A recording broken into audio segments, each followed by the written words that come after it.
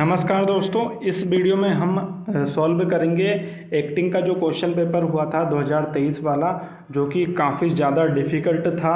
और इसी वजह से इसको आज तक का सबसे टफेस्ट एक जो तरह से बोला जाता है कि ये क्वेश्चन पेपर बहुत ज़्यादा टफ था, क्योंकि इसमें जीके से बहुत सारे क्वेश्चंस आए थे और अदर फील्ड से भी क्वेश्चंस आए थे, सिनेमा से आए थे, आर्ट एंड कल्चर वो तो हमारे सिलेबस में है ही, लेकिन जीके से काफ़ी क्वेश्चन डाले थे। ठीक है, तो हम इसमें पार्ट 1 सॉल्व करेंगे, objective type multiple choose questions, और मल्टीपल सिलेक्ट क्वेश्चंस जो आगे के हैं वो हम अगले पार्ट में डिस्कस करेंगे। ठीक है, और उससे पहले मैं आपको बता दूं, ये जो चैनल है जिस पे आप देख रहे हो वीडियो, इस पे एजुकेशनल कंटेंट आएगा, मतलब एफटीए के अपडेट्स आपको, जो हमारी पुरानी चैनल है पंकज मीना पीके, दोनों का नाम सेम ही है, लेकिन जिस पे आता है उस पे एफटीए के अपडेट्स आएंगे और इस पे आपको क्लासेस के वीडियोस मिलेंगे। और पेपर सॉल्व करना आज से हम स्टार्ट कर रहे हैं, तो डेली आपको 2 से 3 वीडियोस मिलेंगे। तो इसीलिए आप इसको भी सब्सक्राइब करके रखिए और उसको भी, उस पर तो आप हो ही, लेकिन अगर किसी को नहीं पता है तो मैं डिस्क्रिप्शन में लिंक दे दूँगा, दोनों का आपस में, अगर आप उस पर देख रहे होंगे तो इसका लिंक मिल जाएगा, इसके पे देख रहे होंगे तो उसका लिंक मिल जाएगा। ठीक है, तो आपस में आप करते रहिए। अगर किसी को एफटीए के लिए क्लास ज्वाइन करना है तो मुझे व्हाट्सअप मैसेज कर दीजिएगा, नंबर डिस्क्रिप्शन में दिया है। सोशल मीडिया पे मुझे फॉलो कर लीजिए, हर जगह मैं एक्टिव रहता हूँ, क्वेश्चन के आंसर आपको ज़रूर मिलेंगे। ठीक है, तो अब स्टार्ट करते हैं हम। ये जो फर्स्ट वाला इसका क्वेश्चन है वो पोएटिक्स शीर्षक से नाट्य सिद्धांत किसने लिखा था। तो इसमें आएगा एरिस्टोटल आएगा, पोएटिक्स टाइटल जो दिया था वो किसने लिखा था, तो इसमें एरिस्टोटल आएगा।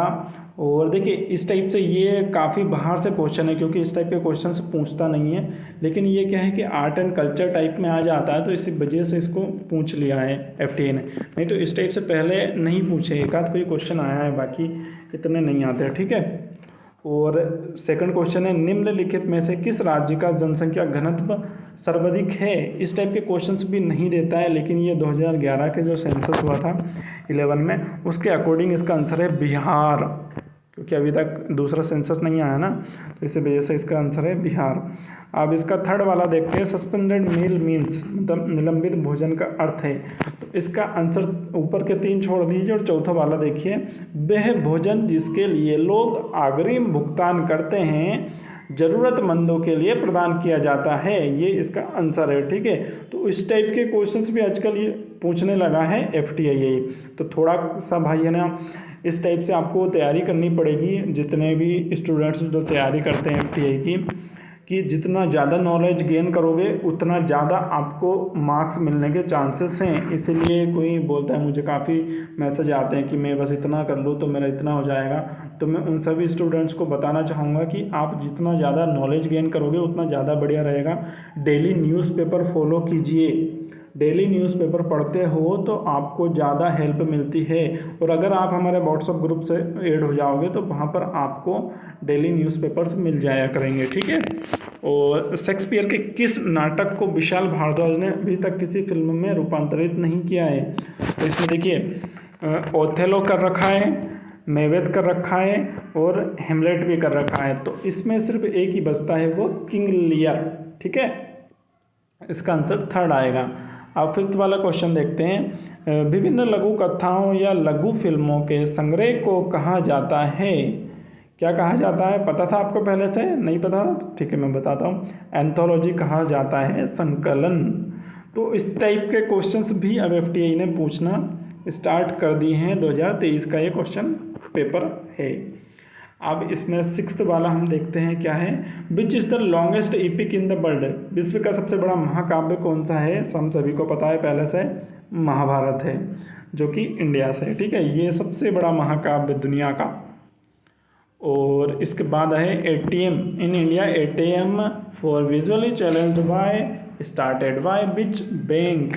तो इसमें आएगा यूनियन बैंक ऑफ इंडिया। ये जीके और करंट अफेयर का क्वेश्चन, इसको हम मान सकते हैं, उस कैटेगरी में डाल सकते हैं। ठीक है, तो इस टाइप के क्वेश्चंस आजकल पूछने लगा है एफटीआई, तो जितनी ज़्यादा तैयारी करोगे उतना ज़्यादा बेहतर रहेगा। ठीक है, तो ऑस्कर के लिए नामांकित होने वाली पहली फिल्म कौन सी है, भारतीय फिल्म की यहाँ पर बात कर रहे हैं वो, तो इसमें आंसर आएगा, वैसे आप सभी को पता होगा, इतने तो नॉलेज है आपको शायद।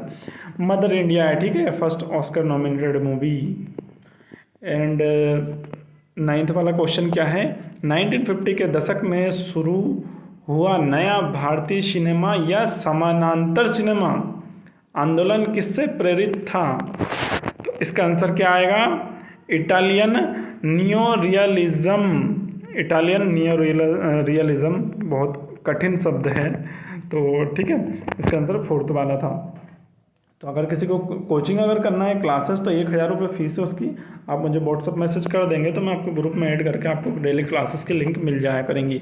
और 10th का आंसर इसमें देखते हैं क्या है इसका, भारत के कितने राज्यों में समुद्र सीमा तट हैं, तो वो 9 आएगा इसका। वैसे तो इजी है, हमारे तमिलनाडु, केरला, ये जो आपको पता हो। अगर इंडिया का मैप अगर याद है तो फिर आप इसका आंसर इजीली निकाल सकते हो। इसलिए मैं बोलता हूँ कि पढ़िए, जितना ज़्यादा आप एजुकेट होंगे उतना ज़्यादा नॉलेज बढ़ेगा, ज्ञान बढ़ेगा।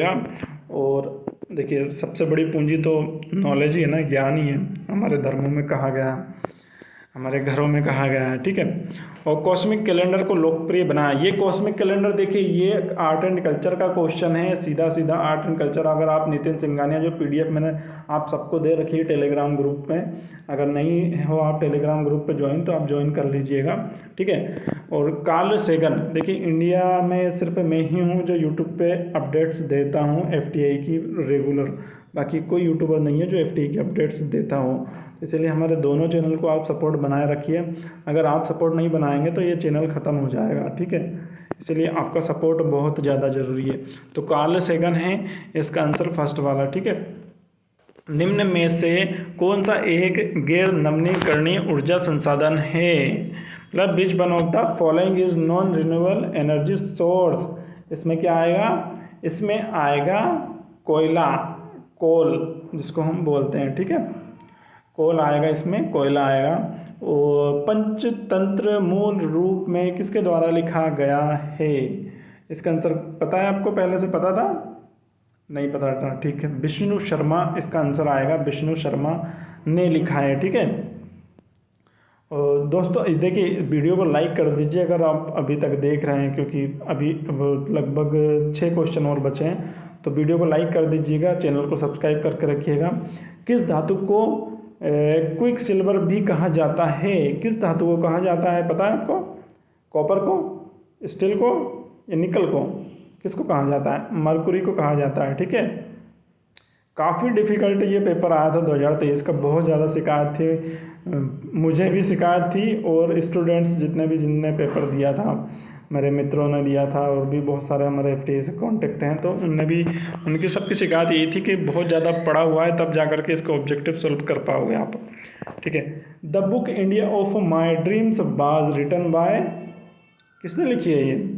इंडिया ऑफ माई ड्रीम्स किसके द्वारा लिखी गई है? राजेंद्र प्रसाद, C सुब्रमण्यम या डॉक्टर राधाकृष्णन?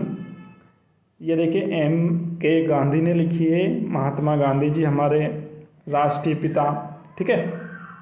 आप 16 वाला देखते हैं, समानांतर गैर कथा फिल्म और बीच में फिलिंग द ब्लैंक से संबंधित है, तो किससे संबंधित है ये बताइए?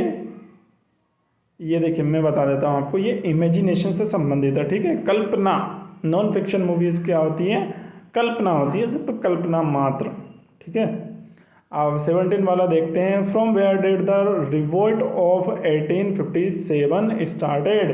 ये देखिए आप इसको आर्ट एंड कल्चर का क्वेश्चन मान सकते हो, लेकिन मैं इसको आर्ट एंड कल्चर का क्वेश्चन नहीं मानूंगा, मैं मानूंगा इसको हिस्ट्री का क्वेश्चन। इसीलिए आपको हिस्ट्री पढ़ना भी बहुत इम्पोर्टेंट है। मतलब मेरा मतलब तो ये है कि अगर आप FTI की तैयारी करो ना, तो FTI से अच्छा आप UPSC की तैयारी कर लो, तो UPSC निकला ना निकला, लेकिन FTI के ऑब्जेक्टिव क्वेश्चंस जरूर सॉल्व हो जाएंगे आपसे क्योंकि पढ़ना ही इतना पड़ता है। तो इसका जो आंसर आएगा ना वो आएगा मेरठ, ठीक है। 1857 का विद्रोह प्रारंभ हुआ था मेरठ से। और 18th वाला देखते हैं, फिल्म के लिए पटकथा लेखक द्वारा लिखित कार्य क्या कहलाता है? पता है किसी को क्या कहलाता है? स्क्रीन प्ले कहलाता है, स्क्रीन प्ले। और सुपरनोवा इज एन, क्या है सुपरनोवा? क्या है सुपरनोवा है एक्सप्लोजन ऑफ अ स्टार। ठीक है, इसके बाद देखते हैं 20 वाला क्वेश्चन क्या है। निम्नलिखित में से कौन सा देश ग्लोबल वार्मिंग की समस्या को दूर करने के लिए अपने लोगों के से कार्बन टैक्स वसूल करने वाला दुनिया का पहला देश बना? इसमें इसका आंसर आएगा न्यूजीलैंड।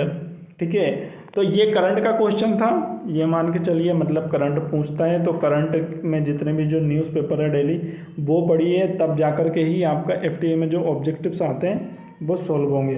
करंट पढ़ना है। ठीक है, करंट के बाद ये सुपरनोवा, ये थोड़ा सा टेक्निकल हो जाता है, तो टेक्निकल फील्ड वालों के लिए है ये। और उसके अलावा ये स्क्रीन प्ले, ये सिनेमा से रिलेटेड क्वेश्चन है। एक ये जो 1857 वाला है ये हिस्ट्री से रिलेटेड है या आर्ट एंड कल्चर बोल सकते हैं। बाकी इमेजिनेशन ये सिनेमा वाला क्वेश्चन है। उसके बाद जो राइटर्स जो हमारे हैं हिस्ट्री वाले, MK गांधी, महात्मा गांधी, और भी बुक्स लिखी हैं, तो उनकी लिस्ट अगर आप याद कर लोगे तो ज़्यादा बेटर रहेगा। तो ये क्लास में मैं सब कवर करने वाला हूँ और पूरे साल ये क्लास चलेगी, लेकिन मैं आपका सिलेबस 2 से 3 महीने में कंप्लीट करवा दूंगा। अगर किसी को ज्वाइन करना है तो मुझे आप मैसेज डाल दीजिएगा, और 1000 रुपये उसकी फ़ीस है, जिसमें टोटल हो जाएगा आपका सिलेबस कंप्लीट, और रिवीजन भी करवा दूंगा मैं।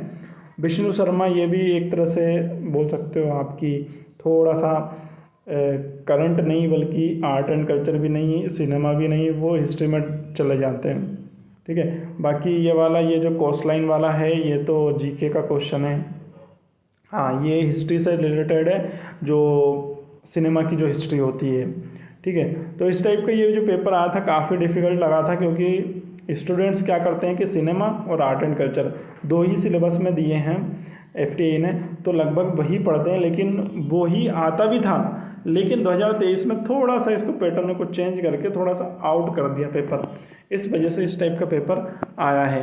तो चैनल को सब्सक्राइब करना है, वीडियो को लाइक करना है, और आने वाले टाइम में अभी आज एक आध वीडियो और आ जाएंगे, डेली 2 से 3 वीडियो में पेपर सॉल्व के डालूंगा, और क्लास के रिकॉर्डिंग वीडियो कुछ डेमो के लिए भी मैं इसी चैनल पर डालूंगा। Thank you.